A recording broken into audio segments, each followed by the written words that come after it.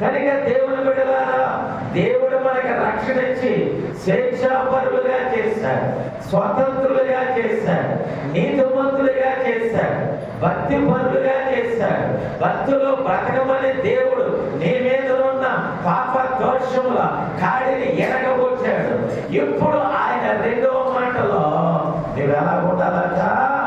స్థిరంగా ఉండాలి. ఎలా ఉండాలి? స్థిరంగా ఉండాలి. ఎప్పుడైతే మన బ్రతుకులో నుంచి భారం పోయిందో మన జీవితము స్థిరంగా ఉండాలి. స్థిరము.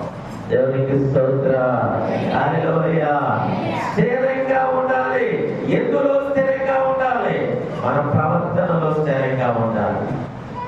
దేవుని వాక్యాన్ని మనం వింటున్నాం, వాక్యానుసారంగా బ్రతకడంలో స్థిరంగా ఉండాలి.